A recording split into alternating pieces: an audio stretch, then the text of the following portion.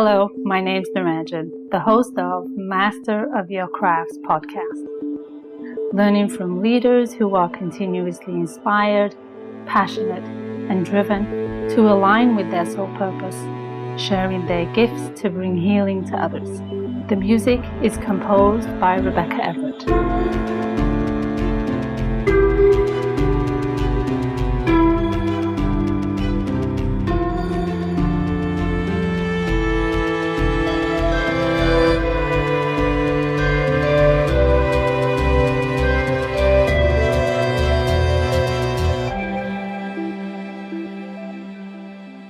Today is episode number 91, and I'll be talking to Celeste A. Frazier, a senior minister, spiritual leader, facilitator, and guest speaker for Centers for Spiritual Living, Religious Science Centers, Unity Centers, and other New Thought Centers around the world. Reverend Celeste's social justice work includes diversity training, visioning workshops. Her new app, Conscious Grace, contains several courses, talks, and recordings on spiritual principles and practices. She is a concerned activist in the global consciousness community. She facilitates regular conversations on diversity with an eye towards achieving equity and inclusion. Celeste is an actress featured on print, commercials, film, and television. She has written, directed, and produced short films and published poetry, a screenwriter of several scripts and produced screenwriter. An ordained minister, Reverend Celeste Frazier, has a podcast, Mystic Magic, and a publisher of Common Miracles, Frequent Illusions, Divine Work Play, and In Spirit, in Love. Celeste is also a contributor to several consciousness publications. Hello and welcome to Celeste. How are you, Celeste? I am well. Thank you so much for asking. I'm excited to delve into this conversation, not only because of the consciousness and the spirituality component that you bring to the table, but also to learn more about what really delved you and got you into that space, because you come from a world of being an actress, a director, a producer, so very much in the arts field, but now you've delved into a different space. What was it that got you into the world that you're in right now? Well, excuse me, I had a $4 million deal in Canada to do a film about police brutality on Black people. And I couldn't get US distribution. And I had been marketing it for a while. And this was in the 1990s. Okay. So it took 30 years before people realized it was actually happening, right? Through George Floyd's death, right? Right. So I was pretty depressed, and a friend of mine said, let's go to church. And I was like, okay. And I walked into Agape, where Reverend Michael Bernard Beckwith is the spiritual leader. Mm-hmm. And kind of the rest is history. I went back sometime later, maybe a month or two later, and just kept going. And I started taking classes, and one thing led to another. I mean, do you want the whole story? Well, perhaps the highlights, right? The highlights are that I began to notice things were happening spiritually, awakening in me and speaking through me without my permission or awareness. And I thought I should pay attention to it when other people started assuming that I was a minister. One time when I was doing my grandma a tribute at my grandmother's funeral, Um, and someone said, "There goes the minister." And I wasn't doing the eulogy. I didn't think I was until the person who was assigned to do the eulogy said I did the eulogy. Um, Wow. and so people were asking my mother, is she going to be a minister? And my mother said no. And I said, well, let's not say no just yet, because I had already started getting indications that something otherworldly had enrolled me, and Right. um and that I was being directed and not shoved, but I was being guided to be aware that we are now in communion, that I am no longer just relying on my soul intentions, SOLE intentions, but that something else is at play. Mhm. Yeah. Mhm. That must have been quite a profound experience for you to, even now in reflection, to observe and identify some of these huge milestone events that happen in life that take you Mhm. on this trajectory of life that you would never even conceptualize potentially as you was going through as an actress or a director or a producer. Mhm. Who knew Mhm. that you was going to land here? Right. Well, I kind of got some inklings as a child, but there were a couple of deterrents. One was the crucifix. Okay. Another was, the murder of Dr. King. Yeah. Um, because I'm very much aligned with social justice as well, and could have, seen myself, on that trajectory in terms of just focusing on that, because it was, very spiritually based ministry, Right. as well as being, um, something tangible and, supporting people and being their better selves. Right. Yeah. Mhm. What do you believe about yourself? And does it define who you are today? Well, that's a powerful question. What I believe about myself is that I'm a spiritual being having a human experience. And what I believe about myself is that I am awakening every moment to what needs to be revealed through me. Um, I forgot the second part of your question. Does it define who you are? Yeah, yeah. I'm um, I'm a yes, from internal, not always from external, unless I'm being required to be, financial arrangements or whatever. But Yes. familial obligations and requests, but you know that is that's all part of the package. I mean, as far as I'm concerned, there were no accidents that I was dropped into these circumstances, this family, this life, is part of the unfoldment of my soul. That's beautiful. And it's very powerful how we allow that unfolding to happen because we Mm. have to accept it. We have to create the space for that to happen, right? There was a little kicking and screaming. I mean, there was at that point where, I had been through my training as a licensed practitioner. I had been asked to come to the open house for the School of Ministry. And I was like, well, I'll just go see what it's about. And then I went. And then I, called a friend of mine and started explaining to her all the reasons why I cannot do this.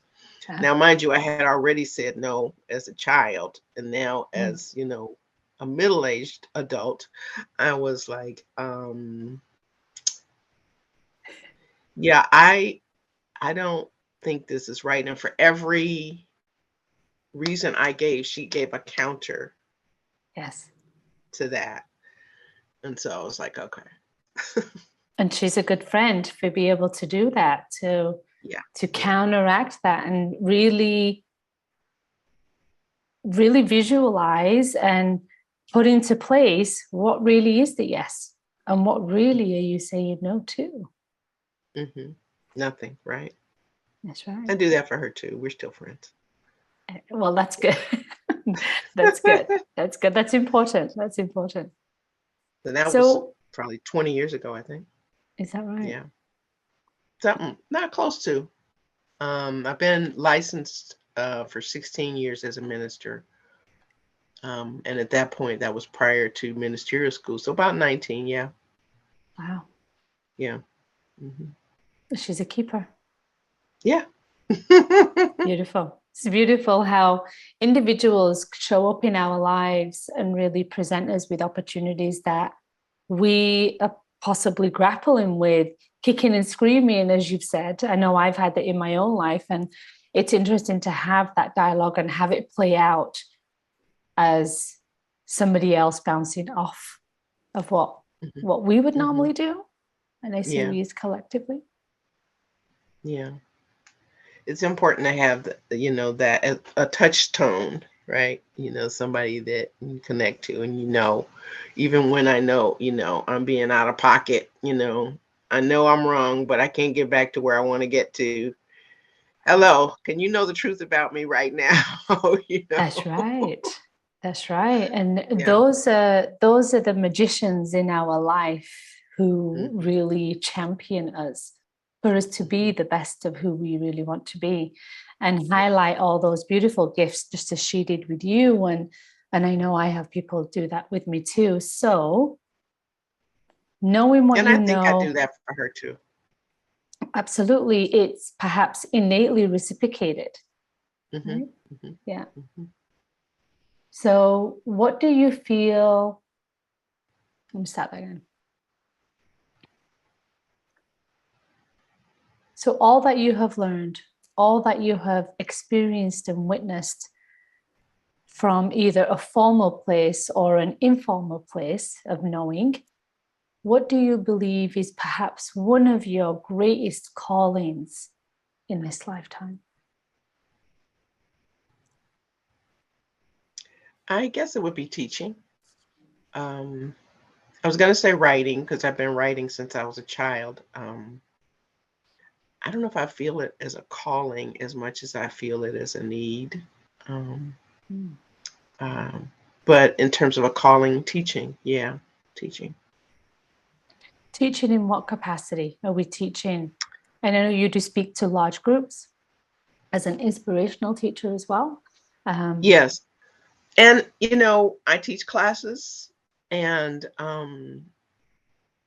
because I've learned spiritual principles and practices, I can guide others. And so sometimes teacher seems not the right word, because I counsel people and, direct them back to themselves, invite them to look at different things. And I don't necessarily come with something prepared when it's a one-on-one kind of a thing, but what I know, I rely on as my foundation. Yes. And so I feel like I'm a light in that way. Nice. And, I'm an organic kind of a teacher too. I mean, in a classroom setting or a setting where I am in front of a class, I am using, the basics of whatever the class is, but I'm also allowing for the intuitive to reveal itself and to, and to support the students in their inquiries as well. What do you feel are some of the attributes that connect you to be able to do that so organically and so freely? How did you get to that? I don't know. I mean, it's mainly just a yes. And internal, yes. Um, I've learned to read and write. I, um, I've, had classes in education. That was one component of, my training. Um, but just in terms of the how, um, it's just spirit led. Yeah. But on a human level, we can Mhm. identify certain aspects and skills and experiences that put us in these places. So skills and experiences of putting you in the actress role, skills and experiences for you to build out and create this project at $4 million for a film. What were Well, the attributes that you identify for yourself, looking now, going, this is what I need or needed back then, and still embody now to connect mhm. with this purpose of teaching? I would say I'm an expressive and creative being. So Okay. I express um, unabashedly. I've kind of refined the unabashed part. Yes. I have a knowledge. I have a knowledge base that is full, and I have um, speaking skills. Mm-hmm. Um, Mm-hmm.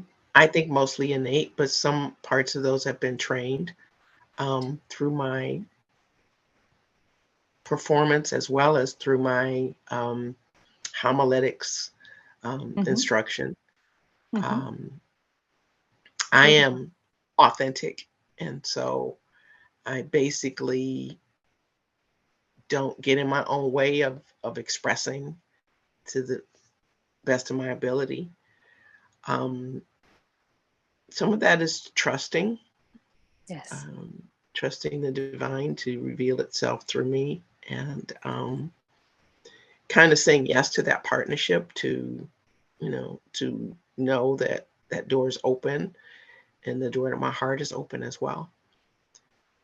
So yeah, I guess those are some of the factors, if that answers your question.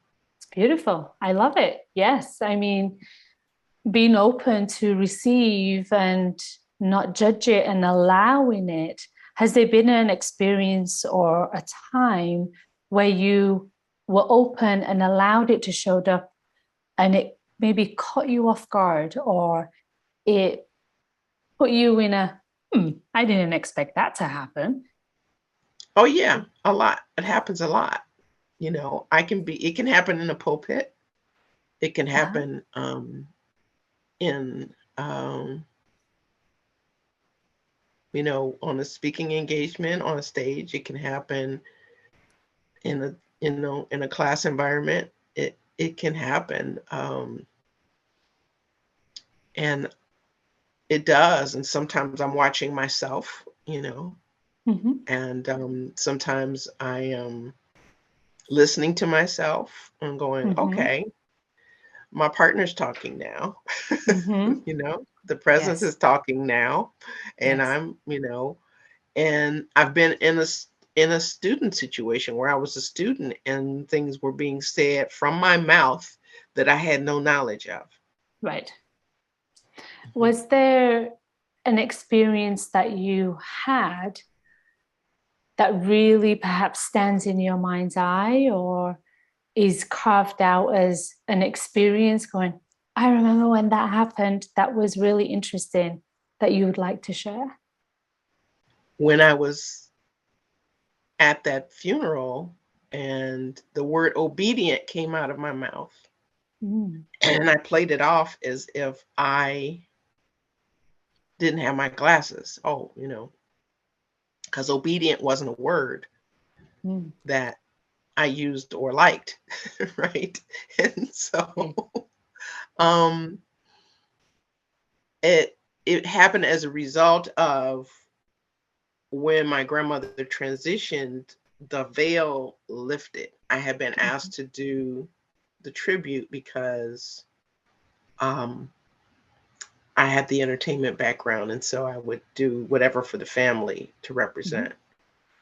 And I was being directed, look at this book, go here, do this, do that. And I was just in, and I could feel another dimension directing me.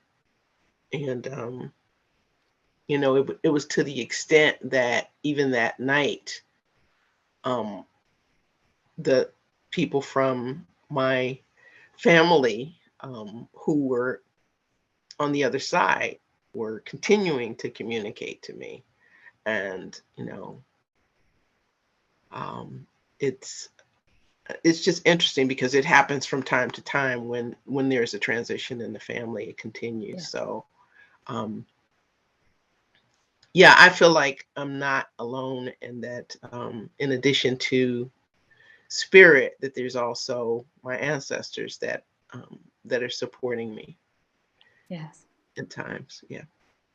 And what a beautiful experience, and what a beautiful witnessing, not only of the transition of your grandmother at that time, but feeling the presence of something greater, but also your past, or Mm-hmm.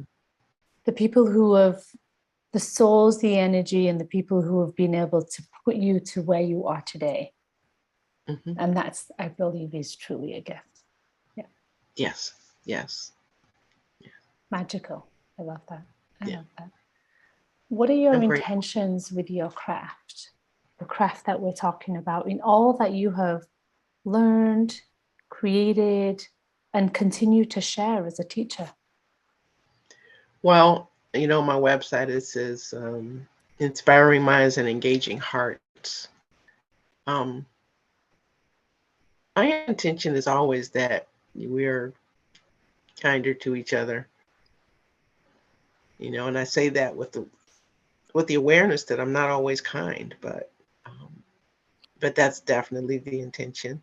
Mm-hmm. That's definitely the reason to let love express, fully and completely as each one of us.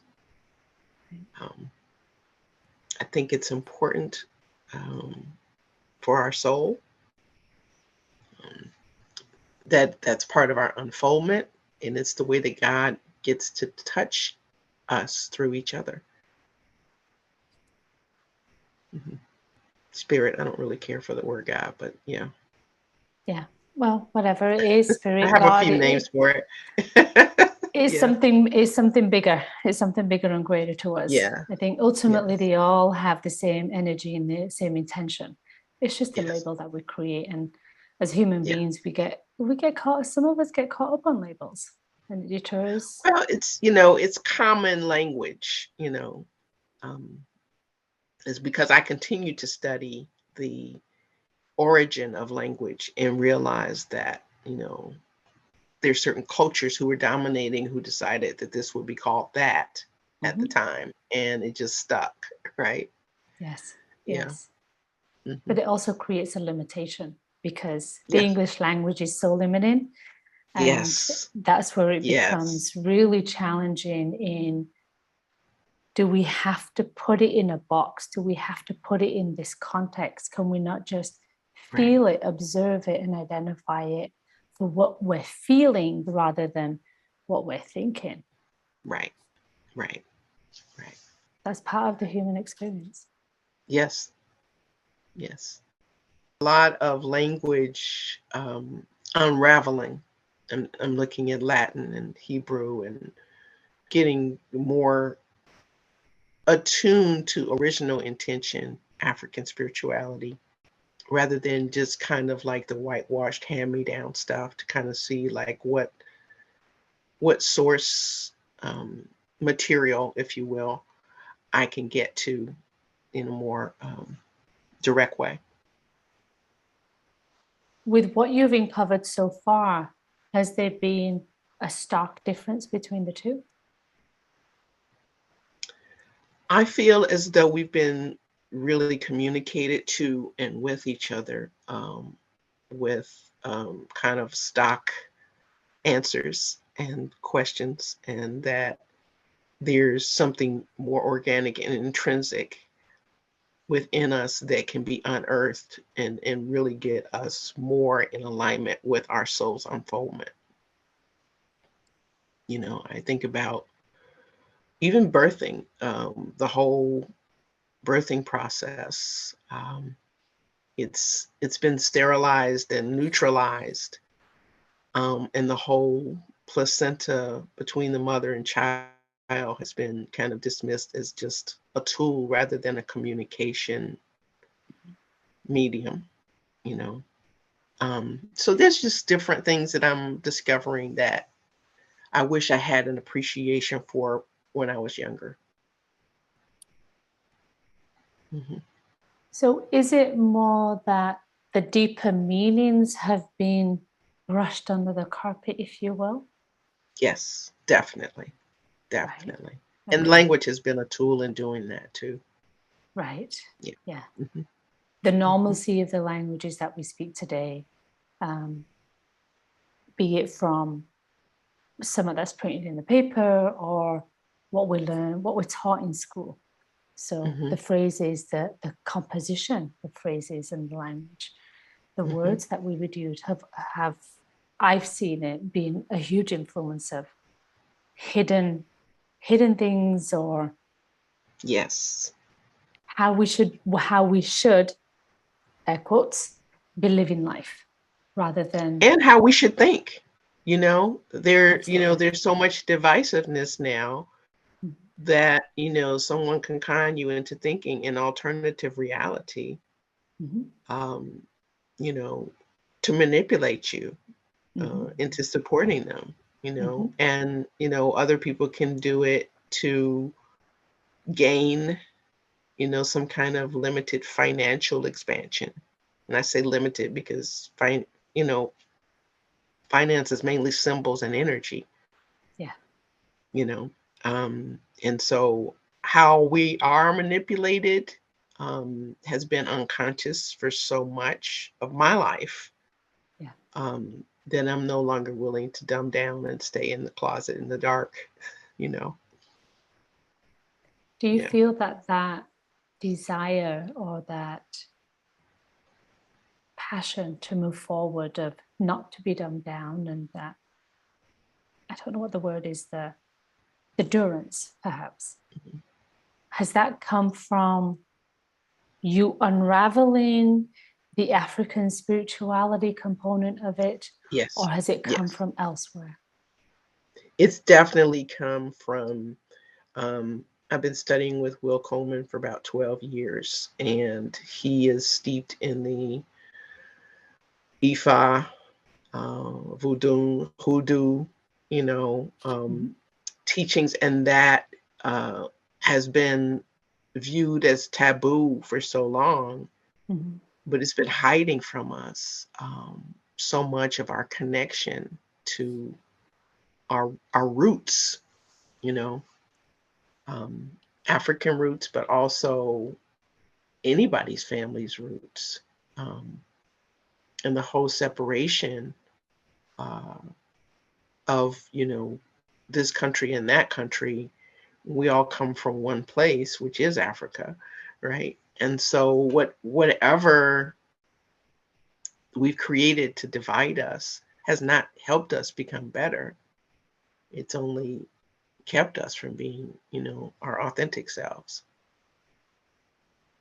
How do you reconciliate this connection of all these dots that you're putting together with what's actually happening and why you're here today?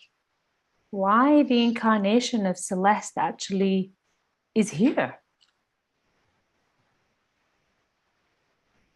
I think I'm supposed to encourage people um, to look deeper, to trust deeper, um, to be willing to be more of who they are as a spiritual being, as expressions of love and, you know, creative beings. Mhm. And that's the gift. And that's the power, and that's the knowing that you're in the right space. Yeah. Yeah, when I've tried to ignore it or do other things, it's like dead end. Mm-hmm. So Mm-hmm. back to where you need to be, back on course, right? Yes. Yeah. Yeah. But the detours can be a little fun. Yeah. Yeah. Um, But also painful. yes, that too.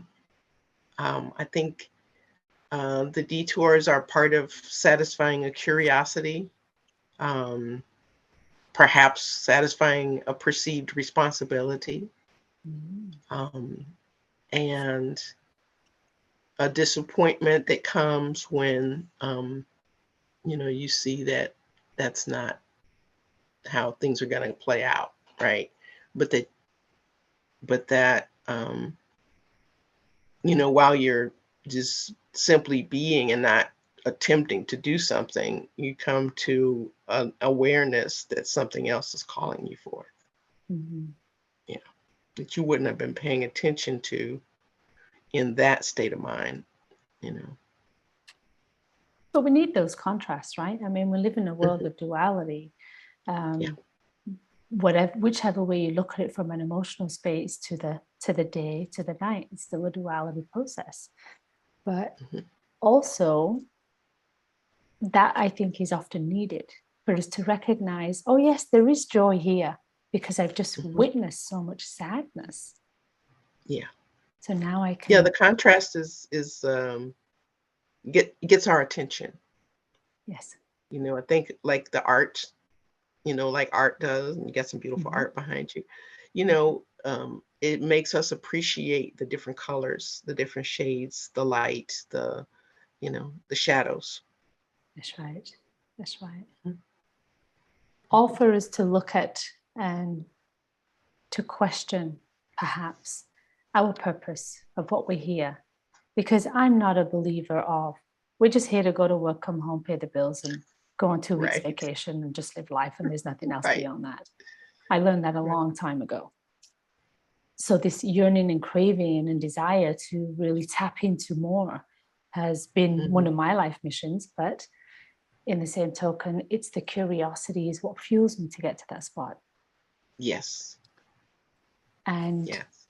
from that, then I ask you a question of, you've done so much, and no doubt there's plenty more ahead of you too. But what is next for you as you embark on the rest of whatever is ready to be presented to you? Um, I'm gonna be relocating um, in a couple of months, and um, supporting a ministry that uh, has been successful and longstanding. I'm going to continue to write. I'm going to continue to teach. I'm going to continue to consult and counsel. I'm going to continue to create. Um, I I know it's the tissue of who I am, you know, that holds me together, and also um, has chosen me as its host to reveal itself as much as I possibly can. Um, I have some other ambitions, and we'll see how much of that I can get done. You know, um, and like to bring clarity to people's minds in terms of moving away from the divisions and understanding each other's pain a little bit deeper, so that perhaps we'll make different choices. Right? To truly be that vessel. Yeah. What a beautiful gift. What a beautiful gift you are to humanity, to Mm. Thank dedicate you. and really step into that unknown, Because when we do this work, we really truly do step into the unknown and tap into some pretty courageous decisions. One is relocating or reimagining and redefining who you are as we move through this world in a very third dimensional way. But one thing that I have learned, and I feel sense, but I don't want to speak for you, is that when we step into this work, there's a deeper trust that we have with this unseen, beautiful world that guides us and leads us in this path. So I'm trusting that all is there for you, and they will support you in the utmost place as you intend to do for your own life, for others. Thank you. Yes, I accept that. Beautiful. Yeah. Beautiful. Celeste, this has been such a pleasure and such an honor to be able to speak with you and capture some of these nuggets of wisdom that really put you in your craft of mastery, in being a light for a greater power, to allow the humanity of consciousness to expand. So thank you so much. My pleasure. You've been wonderful, and your questions have been great. Thank you. I'm Naranjan, and you've been listening to Master of Your Crafts podcast. Please subscribe, rate, and review, and join me next week for another episode. Thank you for listening.